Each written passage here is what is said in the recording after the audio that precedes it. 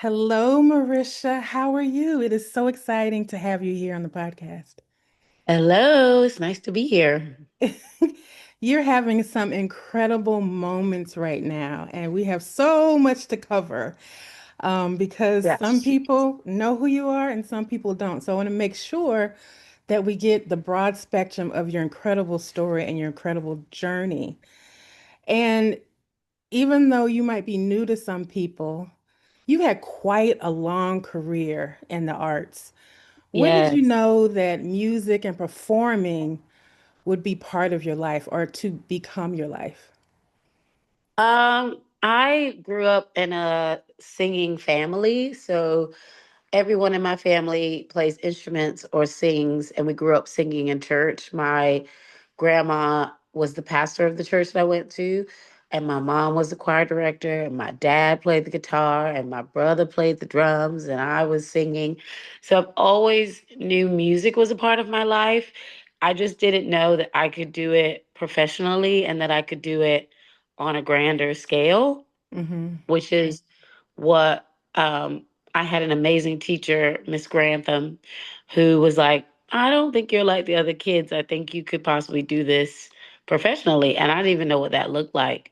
And so she took me to my first Broadway show. And then I was like, oh, that's what it could be. She took me to see Aida, and I saw Heather Headley leading the show.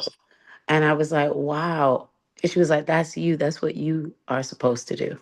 Isn't that wild that That's this woman amazing. saw that in me when I was, what, 15? That's And I would amazing. help her choreograph things for the shows, and I was in the choirs and things like that. But yeah, that's how I got into it. So tell me about the community that you grew up in. So I grew up on a hog farm in Goldsboro, North Carolina. Okay. Very rural, very at the time. You know what's crazy? You know what I love about Black families and Black moms and things?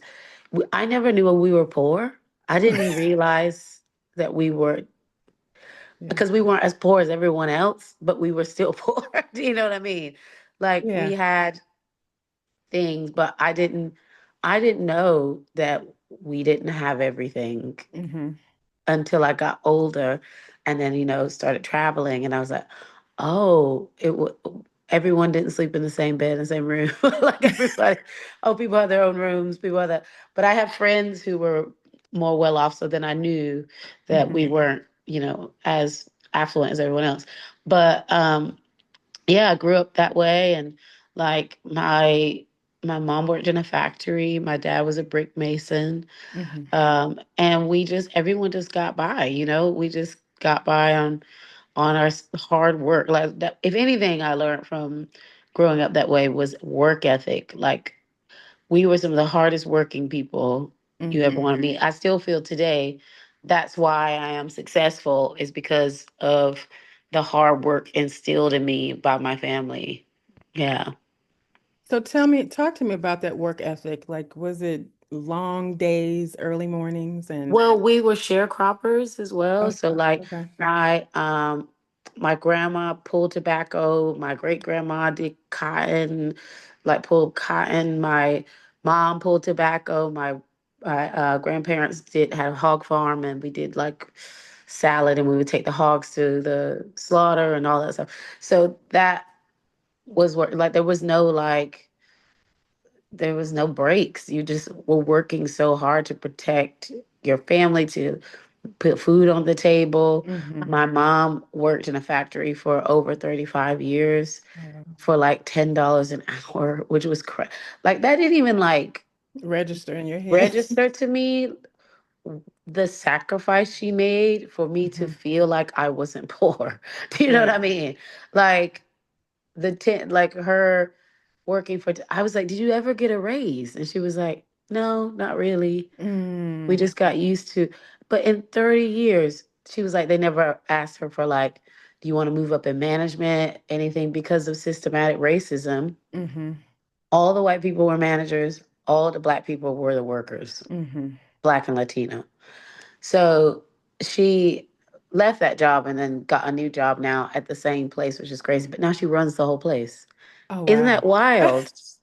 So I was like, you could have ran it the whole time, but like they just didn't allow it. But yeah, it was, she taught me a lot about hard work and about like what that sacrifice meant. She came to my opening night last week and she was crying and she was like, I always question God, like why I went through all the stuff that I went through in my life and why it was so hard and why everything, why I sacrificed so much. She was like, it's because I had to make you. Right.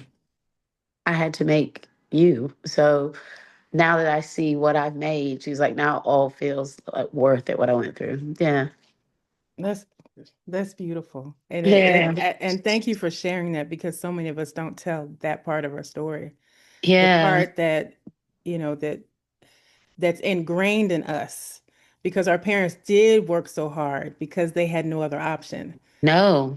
They had no other options but then to work 12 and 13 and 14-hour days and to be able to create this fantasy for us that life is great. Right? Like, oh no, we're gonna have we're gonna have pork steak.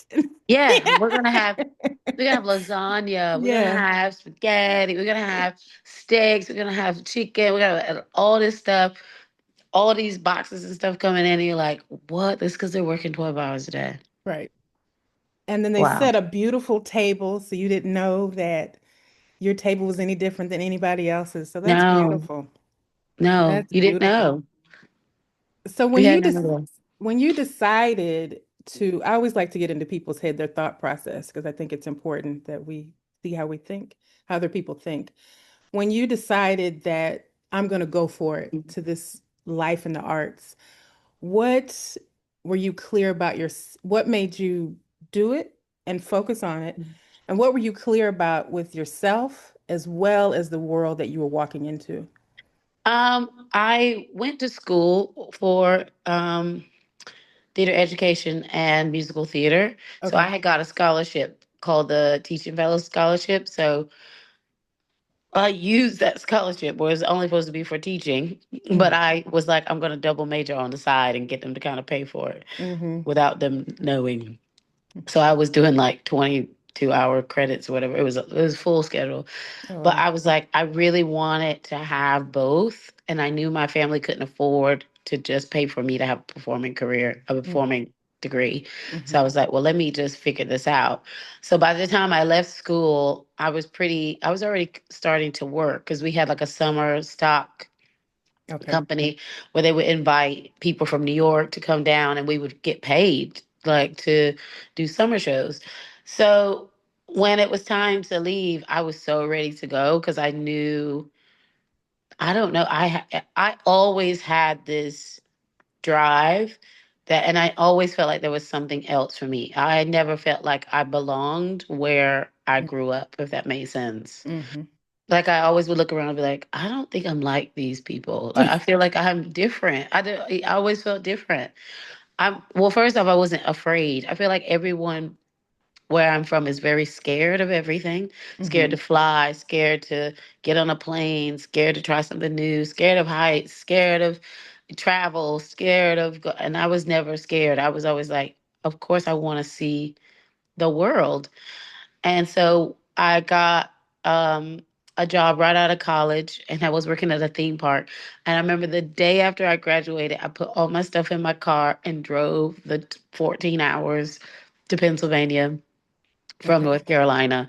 And I didn't look back. And I remember my mom was like, "You gonna go by yourself and drive by yourself?" I was like, I gotta get out of here. I just knew I had to get out of there. But I Mm-hmm. just knew there was nothing for me there. Like Mm-hmm. I seen what life can be for someone who stays in Goldsboro. And that's, it's nice if you want that life, but it's not the life that I wanted for myself. Mm-hmm. Yeah, I wanted more. I wanted something else. Did you know what that was, or you just knew it was something else? I knew I wanted to perform. I had kind of got a little taste of it because I won this like North Carolina Idol. So it was like a heat to Mm-hmm. get to American Idol. And so I had won that. And then they sent me to New Jersey and I auditioned for American Idol. But they just literally sent me there with no Nothing. I'm like 17 years old. Oh, I wow. didn't know you had to be there at 4 o'clock in the morning to get in line. Nobody told me that. So Right. I get there at like 9 o'clock, and it's like I'm number 50,000 or whatever it was. And I Oh. had to wait for 12 hours, 14.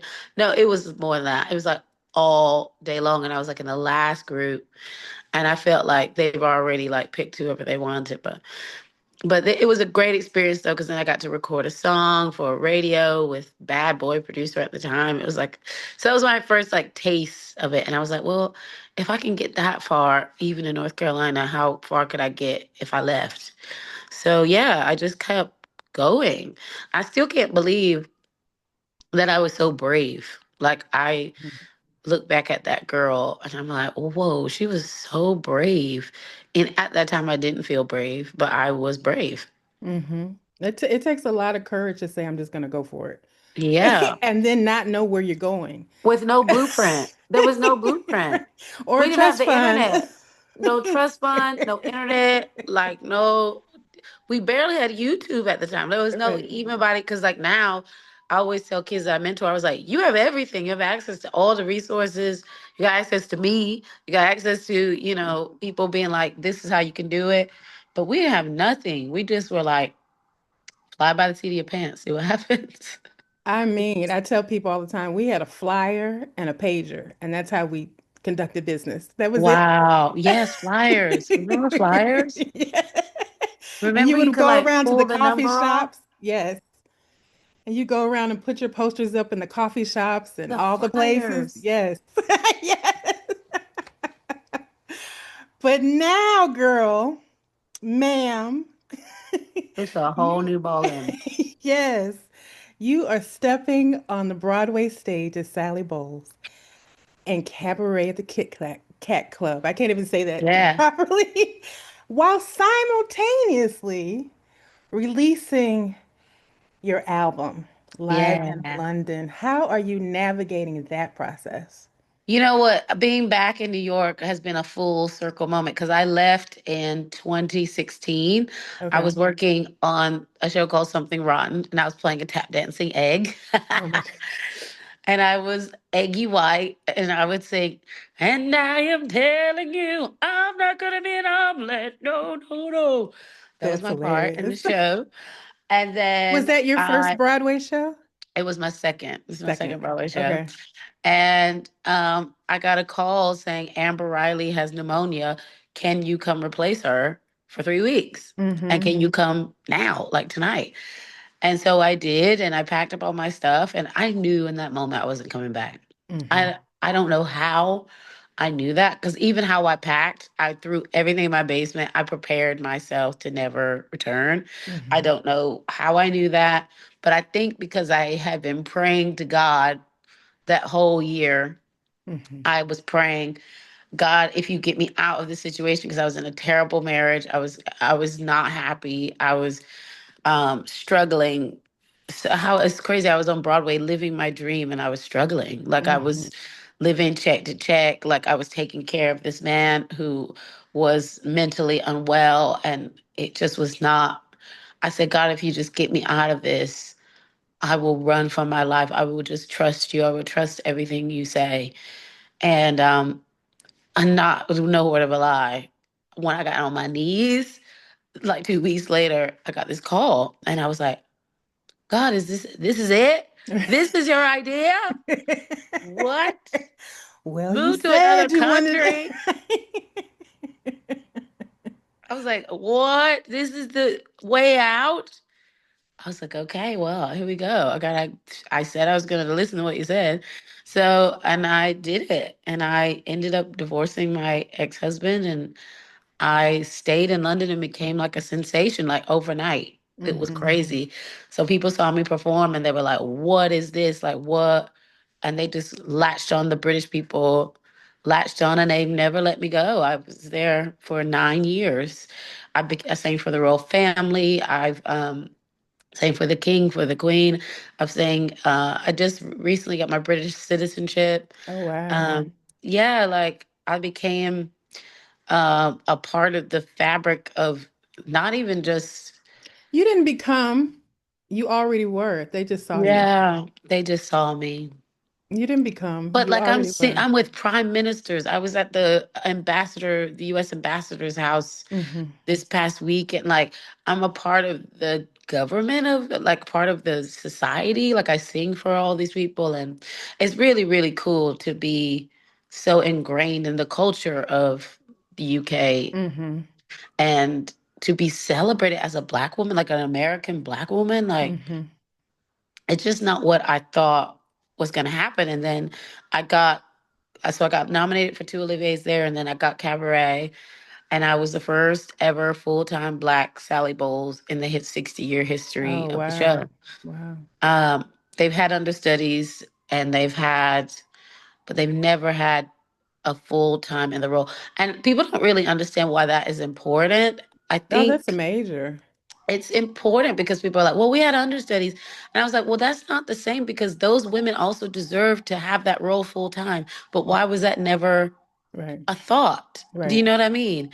So I always feel like it is important to highlight that because when you give someone the full role who is Black, it says to the world Yes. that we agree Right. that this is okay. Right. That, and also it provides Black women access to wealth, Yes. to awards, to growth in your career, to access to the things that we've seen our white counterparts get. They have multiple homes. They have all the things and that's what really gives me fire and energy to keep going is because it's not just about, oh, I'm Black and I'm playing this part. No, this is like complete access to having the things that we have been shut out of It opens all up around. a portal of Yes, opportunities that you would have never had. a portal, babe. Your gift led the way, your prayers opened the doors, and now it opens up this portal to a whole world that you've never seen before. No, Like, is no, this how you all live? girl, this is what's been killed. Like, even playing this role, I was like, wait, this is what white women get to feel? Like, they get to feel seen. Seen. Yes. You get to have all the emotions in your role. Like you get to experience rage, funniness, You get to be sadness, a weeping. whole You're person. a whole human being. Hmm.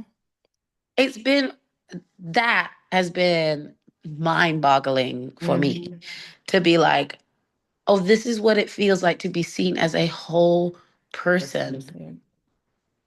And I felt that way in London, Hmm. where because for the first time I didn't feel like Marisha, the Black actress, or Marisha, the girl, the singing the soul. I was just Marisha, Right. the Western Star. Or I was just Marisha. It was not even like a thought. And also, when I wanted to do things like play Adelaide and Guys and Dolls, it wasn't even a question. Hmm. Like the director was like, "What are you talking about? I don't. You're the best person for this job."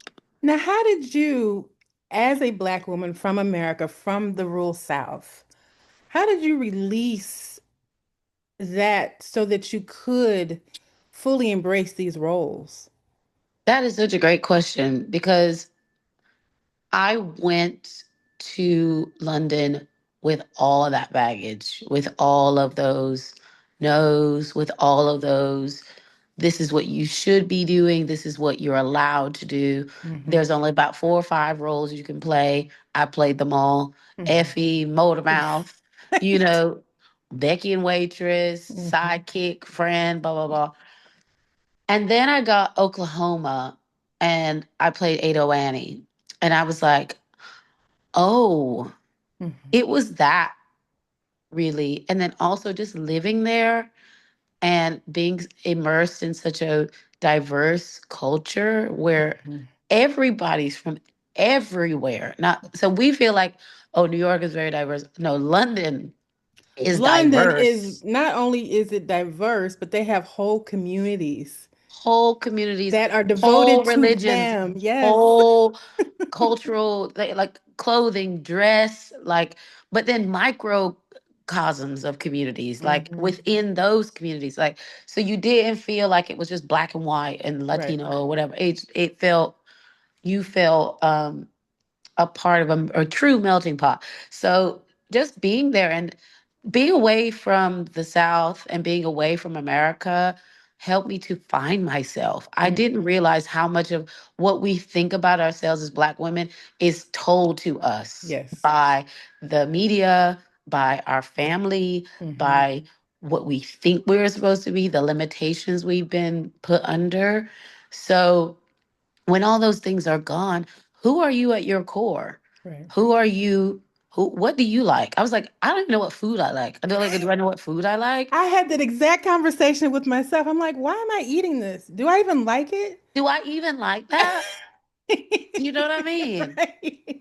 Yes, Do I even like this 100%. food? Like, is this, what food do I like? Where do I like to travel? Do I like beaches? Oh, I actually do like swimming. I didn't even know I like swimming. But you know what I mean? Like, you just don't know until you get these chance to like discover yourself. It's very eat, pray, love in that Mm-hmm. way. Mm-hmm. Um, Going there, but I had to strip off the shackles of that thinking. And Mm-hmm. even I've kind of given that back to my mom because she's afraid of everything. She's afraid to fly, afraid of bridges, afraid of this, afraid of that. It's her mental health, but also it's her physical, like her, what she's been taught. They've been taught to stay in one place. This is how they keep us from escaping. This was like Right. our way. This is how they protected us from getting in trouble with the law or just staying in one spot. Don't move, don't show it yourself, don't make any noise, just stay in one place. And then I was like, no, I want to make some noise. Like I My want uncle, to my uncle always show said that myself. we were also put in our own reservations, our Yes. neighborhoods, and don't leave here. Wow. Because if Yes. you leave here, we're gonna get you. And so Yes. that fear they put onto us about being safe. I mean, your mom, I'm sure, was raised in Jim Crow and the segregated South. So her keeping you contained was all about keeping you safe because Yeah. the terrorism that she saw in her life, she didn't want you to experience any of that. It's so interesting because at the time I just thought it was my mom being overprotective or Right. like trying to stop me from being successful. I was like, well, you don't understand, you don't get me. Da, da, da. But it was just all her just trying to make sure I was safe because that's Hmm. all they knew was terror. Hmm. And if I could keep you in my little spot, then I can, protect you. But it's so interesting. So yeah, I had to release that and I did release that.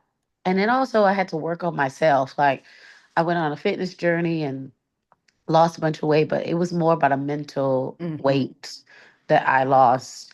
Just unpacking all of the things because I remember I had a teacher who said you need to either lose 50 pounds or gain 50 pounds. And I was like, why? He was like, because that's how they see Black women. Either you're really small or you're the big Black mama, Right. whatever. And that really made me angry. I was like, Hmm. well, why do my white counterparts get to be all sides, all things? Like, why can't we? When I look on the street, there's women of all sizes. Like, why does that matter? And I just went on this quest to try to change a lot of the stereotypes about Black Hmm. women in the Hmm. industry. And you are representing us well. Oh, thank you. I was like, I don't know this woman, but I'm so proud of her Everyone says that. because I Everyone says that. know what you had to go through to even open the door within your mind for yourself. Yes, Because that mental weight is so heavy. heavy, babe. Hmm. And that is the key to your freedom Hmm. is to see yourself beyond what the world has told you who you are. Hmm. Like you can write your own script because the script that goes around in your brain is what people have told you. So Hmm. people have said, you can't do this. You aren't going to make it there. You got to be this size. You got to look like this. You got to do. But what if you change that script and said, no, I am this. People will Hmm. accept me for that. If I build it, they will come. I don't need anyone to make me a star. I can do it myself. I don't have to prescribe to the stereotypes of what everyone has said for me to be. I can be everything. I am everything. Mm-hmm. What? That's okay. Mm-hmm. People always say, "Oh, you gotta pick one." That no, I'm everything. Let me I'm be. all the things. I'm all. This is what this role has really opened up for me. Being Sally, I was like, wait, they never thought we could do this. Mm-hmm. Whoa, you really just thought we couldn't do anything? You don't think we can do this? Mm-hmm. That was crazy as well. Because I remember when I got cast originally, people were like, I don't know. I don't see her as a Sally. She can't do drama. She can't do. But how do they even know? Right. This is just all based on a stereotype that someone created that said, oh, yeah, based off the other things she's done, I don't think she can do this. They said the same thing about Audra McDonald in Gypsy. Oh, she Babe, can't belt. She's a classical singer. She tore them down. right? And that's the thing I love about Black women is that just when you think you got them figured out, they're going to just switch up on you real quick. They're going to show you something. Actually, you might as well tell them not to do it because that's when they're going to really show out. Oh, watch me work. We say, watch me Watch work. me work. Watch me work. Let me cook. Oh, Oh, okay. Oh, okay. I'm gonna let me show cook. you. I can show you better than I can tell you. That's the Yeah. best part. And Audra has been out here Yes. switching these roles for a long time. So my director for Guys and Dolls was Sir Nicholas Heitner, and he cast Audra in her first show that she got Tony for. Oh That was wow. Carousel. Oh wow. So he's been switching these parts that are usually played by white women for many years. So he told me the first she had her first audition for it was her last audition for Carousel, and she had to meet the Rodgers and Hammerstein estate. And he was like, okay, we know this is their first time. I'm a black Carrie Partridge, Pepperidge, I think that's how I said the right name. But he was like, okay, if you do this one, you're gonna get it. She was like, okay, okay. So she goes in and she starts to sing and she faints. Like, boom, Wow. faints. And Nick is like, oh no, he said. He was like, oh no, it's so she's not gonna get it. And then she gets up and she's like, hey, she says, can I have a drink of water? And then she gets the drink of water. She goes out, she comes back, and she smashes it. And she gets the part and she gets her first Tony. And he was like, if you ever thought you had a bad audition, you never had a worse audition than Audra had for Carousel. So me and Audra did a concert in London together last year, or maybe a year ago now, and for Rodgers and Hammerstein. And I told her, I was like, Nick Heitner wants to see you. Would you mind meeting up with him? And she goes, not the Wow. sir. It was like she was 19 all over again. And then Oh. I facilitated those two getting together in the room. And so I was like, Beautiful. here's Nick. And I just stood there and watched them. He was like, my She probably just muse. melted in that She moment. melted. He melted. He was like, look what you've become. Mm. And I was in tears. Like, I literally was like, he did the same thing for me. And it took someone to be like, I don't care what you look like. You are the best person for this role. You're the best person for this job. Let's change it. Let's spice this up. Like, so to see them to reconnect after 30 years Right. was just so beautiful. And it also gave me hope to say, I have to continue the work Right. that Audra has done. Like I Right. have to continue that legacy of breaking these barriers and breaking the glass ceiling. But I love that story, and I that's my favorite Audra Thank story you for ever. sharing it. Yeah. She's the dynamic, and so are you. Yeah. When I was sent your information, I said, I got on the YouTube. I said, now how come I don't know who this lady is? Oh, Your voice is divine. I love me. I'm a music lover, yeah. and I've seen Michael Jackson. I've seen Prince. I've seen all the people. I'm like, she's one of those people. Oh, Because thank you. even through video and YouTube, I felt chills from Wow. your performance. And I went down the rabbit hole, just song Everybody goes after down my song. YouTube rabbit hole. It's It's like legendary. but your voice is just, I'm like, who is, and how, and I'm like, this is the Beyonce of Broadway. Who is this lady? Because Yeah. your voice is just not just your voice, but you literally put everything on the stage. I can just see you emote as you're singing. That's a Yeah. beautiful talent. And we got to talk about this album.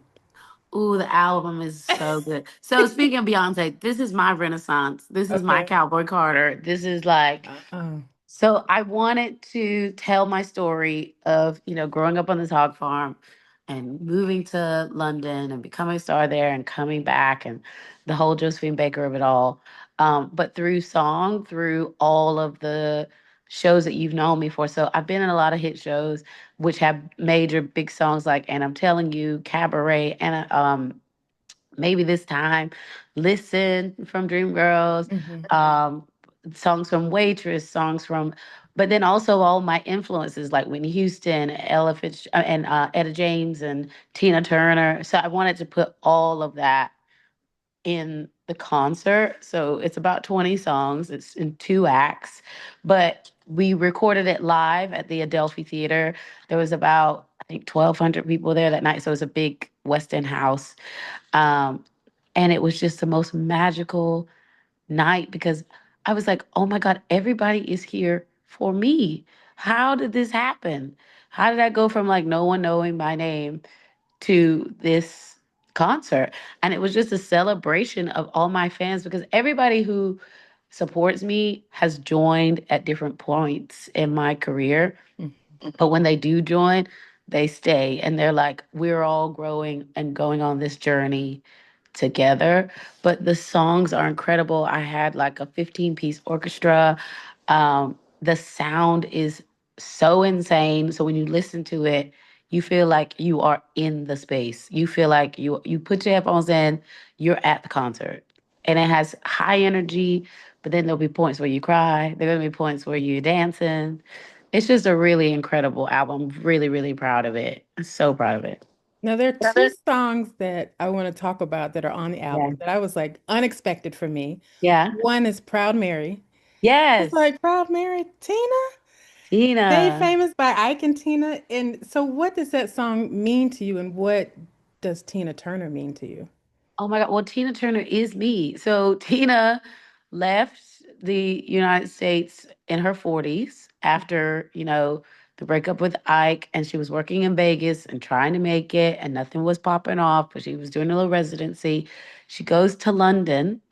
She gets she starts into the record business there, and people were like, what are we going to do with this black woman? She's 40 years old. She, she used to be a washed up like soul singer is what they were saying. And Mm, she changed her sound completely, got with these European producers, and they made What's Love Got to Do with It. And then she became one of the biggest stars in the world because she took that chance, moved to Europe, and went where she was loved, not just where she was needed, mhm, and became one of the biggest stars in the world. She sold out Wembley Stadium. Like the Tina Turner you know now is from her moving to London.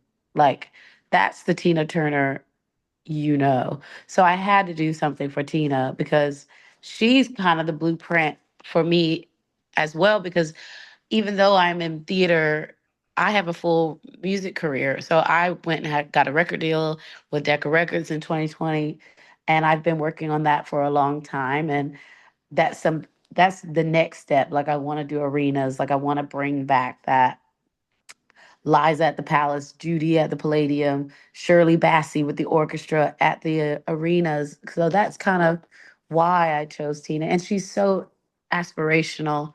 She just she really fought through it all. And she's from the South, from Tennessee. And she made a well, I'm whole a nother. St. Louis girl, so we claim her too. Yes, she is.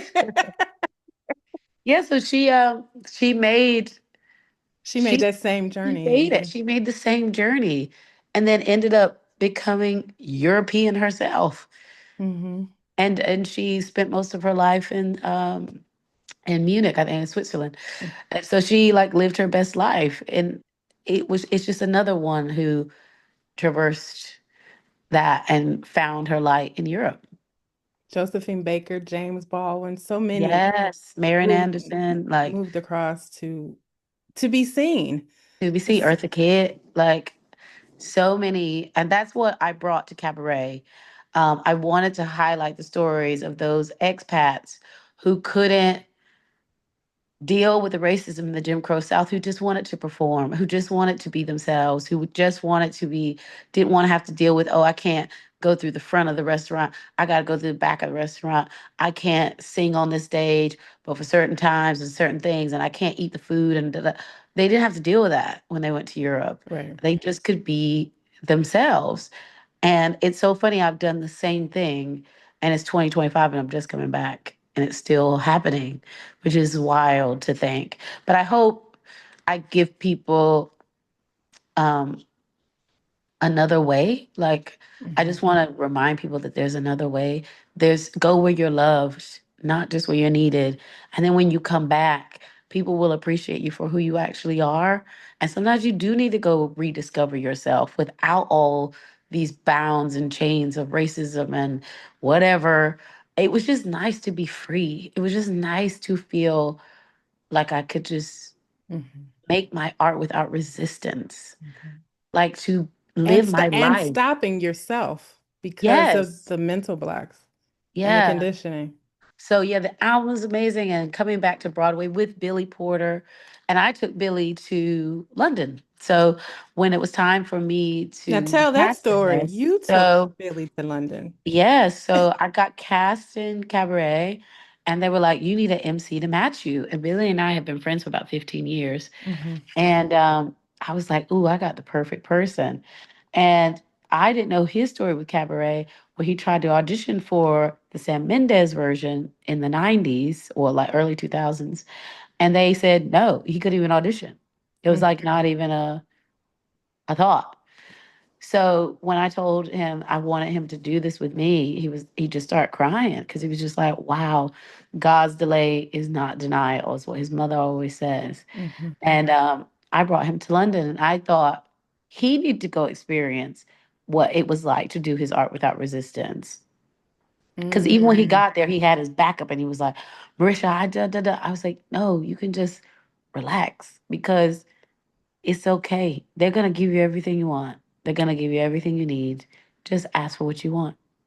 And he was like, oh, what? It was even a mind shift for him. And also, he directed a play out there now that got 5-star reviews. They loved him. Like, it was amazing to be able to take one of my friends and legends who had already made it over here, Hmm. over there to see how they could be loved, how they could be received That, in an even better way. I call that our own personal underground railroad. Truly, It's like, come truly. on, come on, come on. I've been helping people Quietly, come on. there. Yeah, I've been helping people get their visas. I've helped loads of people get their visas. I've been referring them to my immigration lawyer. I've been helping people get agents. Like I literally have been trying to help people get get to safety where they can like do their thing and not feel confined. Like so many people are asking me now, especially now, how can I move to London? How can I move to Europe? But yeah, but I'm back now. But I'm back with a purpose because I want to show people what you can become if you allow yourself to be brave enough to risk moving away. And what does that look like to come back in your full power? What does that look like And to come back? speaking of your power, not only you performing this album, you're a producer on the album. Yes. What did it feel like to take that ownership and take control of your entire project? Well, that's what I've been doing slowly over the past couple of years. I made a company. I've built an incredible team of people, my manager, my agents. We brought on investors who believe. I call them my believers. I just go find all the people who believe in me and what I'm trying to do and just collect them. And there's so many that we've made over the years who love us and who want to just be a part of what we're creating because they know it's special. They know that what I'm trying to do is special, it's disruptive in a good way, in a way that the industry needs to be disrupted. Um, so I got these amazing producers on it and a record label, Center Stage Records and Westway. So Center Stage is a US record label and Westway is a UK record label. They came together to do this. I just was still flabbergasted at all the amount of people who said yes all the time. And I was like, what? They were like, of course, we can find the money, we can raise money, we can do this, we can get it. And I'm like the CEO of this incredible company that I've created. What's And the I name of think your company? it's called MAW Productions, and then it's called Reese Productions because Reese was my name when I was in North Carolina. Reese Productions in the US. And I want our people to own our work. There's been so many times where there's a lot of people who made a lot of money off my talent, who made a lot of money off my sacrifice, and that's been great. But I was like, well, why can't we also own our work and not just be for hire, not just be, showing up, clocking in? We're Mhm. actually creating the work as well and hiring people and bringing on people and making jobs for people. That that's important. That's so important. I'm doing a lot of writing now. I'm working on a musical that I wrote that I want to produce that will create jobs for Black women Mhm. to have. I want there to be an alphabet that's for Black women, that is a running role that goes on and on for years, that women can pop in and out and make their money, take care of their children, go to the next level after Generational, that. multi-generational. Generational Yeah. wealth, Hmm. generational wealth and access that I know I have to create because no one's creating it for us. We have to do it. Because that's the thing. People are like, well, we need this. I said, why don't we just make the table? If they don't invite us to the table, let's make the table. Let's make the room. Let's make the house that the table's going in. Let's just do the whole thing. I And tell then, people all the time, I say, we built America. How come we can't build our own? right? Like, we have the ingenuity and the knowledge, and now we have technology that's accessible to all of us. So let's work on this. But Let's bring that's it all in. but that's the mentality though that we Yeah, have to change about ourselves. Because 100%. people think, I can't do that. I don't have money to do that. I don't know. I said, but then you need to link up with the people who do have the money to do that, who do want to help. And they do want to help. I think that's the other thing people think, oh, diversity. I said, diversity is inclusion of everyone. It's not Right. just saying, oh, I only want Black people on my team, or no, I want everyone who has any kind of expertise to come onto the team to help us push this Mhm. agenda, to help to move it forward. We need the expertise of the people who've been doing it before. We need Right. them. Right. We need to be added. We're adding people. We're not taking anybody away. We're Hmm. adding more people to the conversation so that we can be a part of it.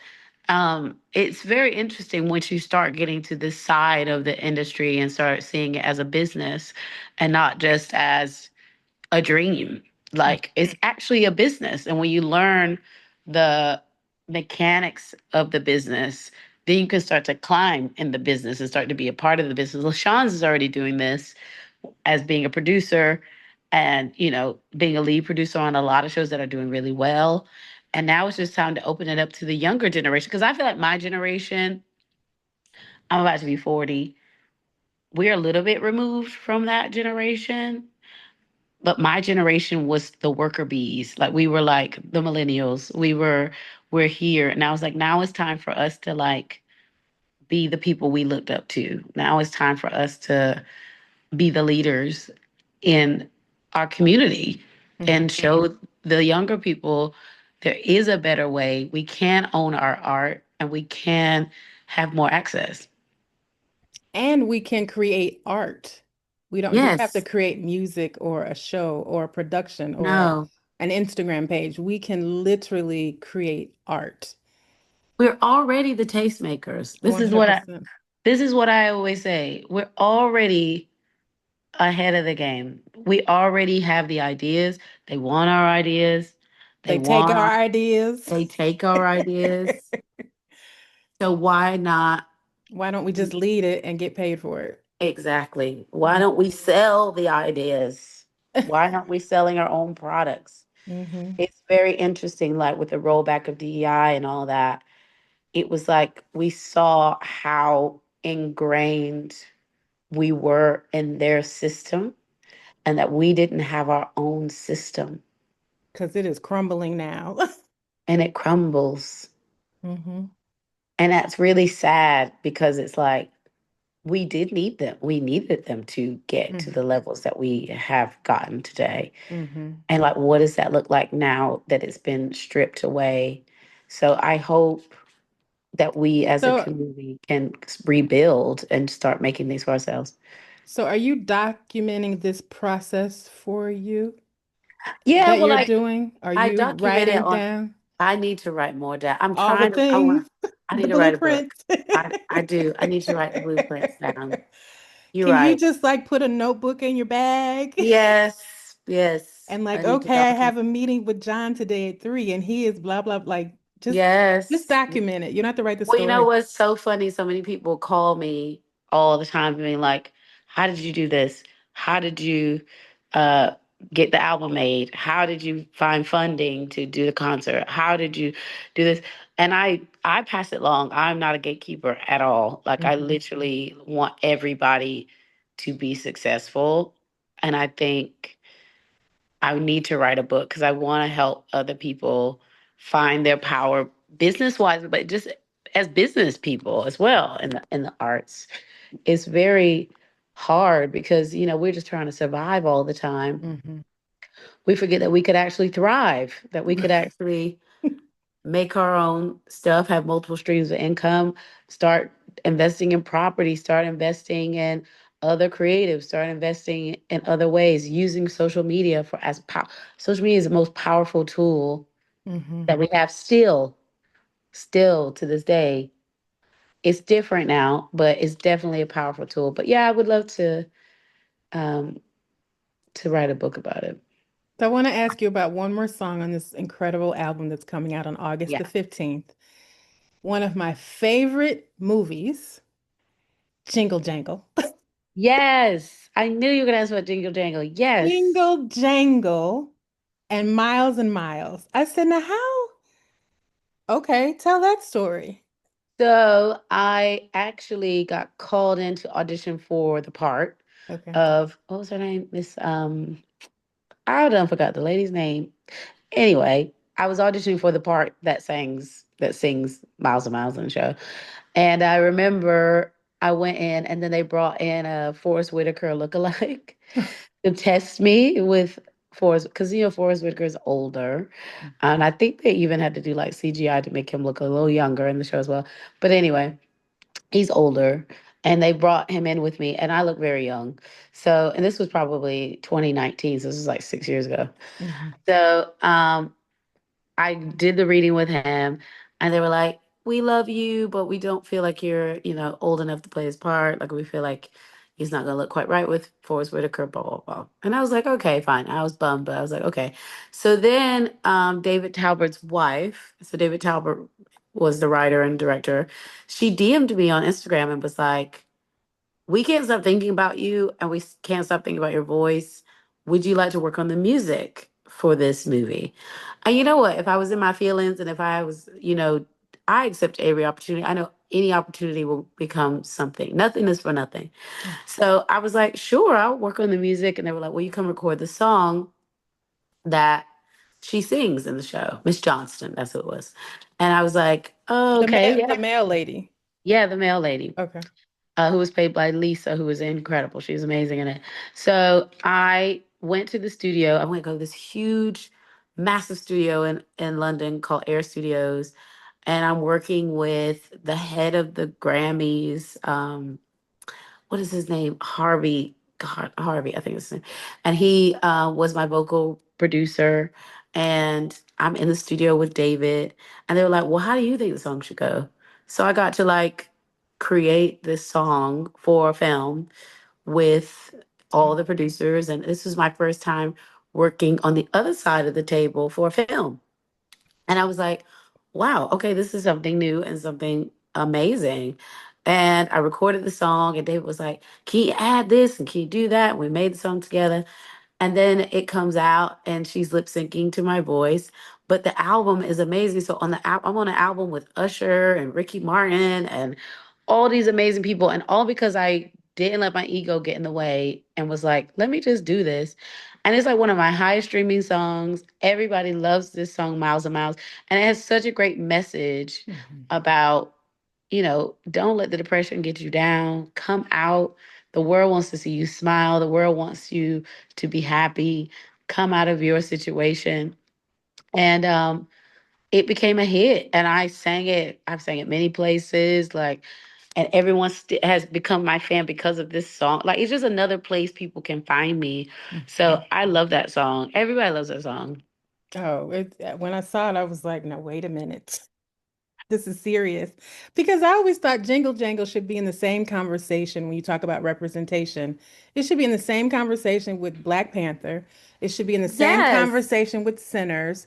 It should be in the same conversation as all of these futuristic, now Washington Black. Like it should be in that same conversation because it was the first time we saw ourselves in a Christmas movie Yes. that has been dominated by people who don't look like us. And it was a vibrant, alive story of a scientist.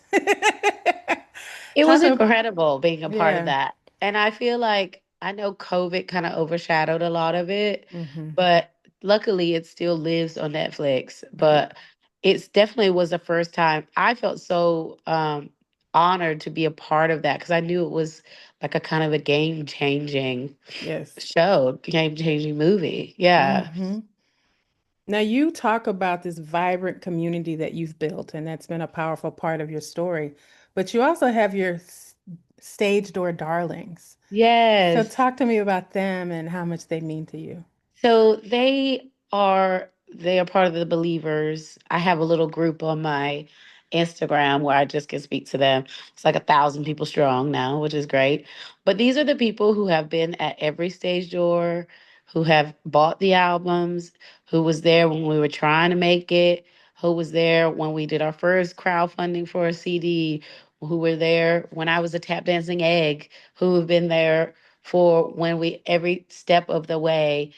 It's just these people like from all over the world as well, which I think is so incredible because sometimes when you see a black artist, you're like, oh, well, their fans are only black or their fans are, but no, it's people from everywhere who feel seen, all ages, and they just have believed in me and they keep pushing me. Anytime I feel like I want to give up, they push me. They're like, you can do it. We love you. We support you. Anytime you see a bad comment, I can go back to the Stage Door Darlings and be like, guys, they're like, no, don't listen to them. You're on the right path. You're on the right thing. And having that, and I built that community a lot in the pandemic because I would go live every Friday and I would sing on the live and people would just be listening in their rooms. And I would bring on singers who wanted to sing and get noticed. And we got that up to like 4,000 people a night were Oh, watching it, wow. bringing on singers who wanted a spotlight. And I would, coach them and yeah, so it's just like a community of believers, a community of dreamers who believe in me, but also believe in their own dreams. That's what's been really cool. And we manifest on there. So I would say, what are we manifesting this week? I need to actually go back to our old manifestations because a lot of them have come true. Mhm. So we say, this is what we want, and we're very specific about it. And then we get praise report where people are like, I got this. I manifested this in this group, and then we come together. It's just a really positive place on the internet where you can feel like it's okay to dream, where you don't have to worry about being like, I don't know, Right. or, you know. So yeah, it's been amazing. And we need more spaces like that. So that's Yeah. incredible. Now, before we go, I have to ask you this question.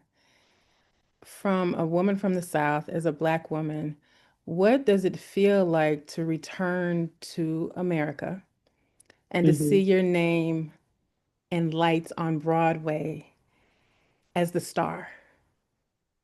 It feels correct because hard work is supposed to do that, but it also feels surreal because it's what I always dreamed about. It's what I manifested. And it also scares me because I look at it and I'm like, oh my God, this is what you promised me. God, I'm gonna cry. This is what you promised me. And here it is. This is what you said would happen. And here it is. And I just feel like I'm not just doing this for myself. I've never been doing it just for myself. I've been doing it for my family. I've been doing it for my mom. I'm doing it for my niece. I'm doing it for my nieces and nephews, for the girls I hustled with in New York City. For them to see my face says we can do it too. It is reinvigorating people who have felt lost. It's reinvigorating me to be like, it just it has validated me in a way that and at this time in the political climate that we're in, we need validation that Black women do matter, that your hard work is not in vain, that being a Black woman is a blessing. It's not a curse. It's not something we have to fight against. It's something we embrace. It's something that should be celebrated. But then also, you are more than that. Mhm. You are more than the color of your skin. You are more than your situation. You are more than. And I think seeing it coming back as the star was always the goal. And to reach a goal, there's nothing like it. There's nothing like setting an intention, manifesting, and then seeing it through. And so I always say when you pray for the thing you want, also pray for the courage and strength to carry it out. Always pray for um, the health and the knowledge and the mental capacity to be able to deal with your blessing. And so that's where I'm at now, just like trying to enjoy it and trying to um, be the best that I can be in this role and show out every night. And that's what I've been doing. What does your celebration look like, or have you gotten there yet? Well, my celebration at the end of the contract is going to be going to the beach, going to Mexico and resting.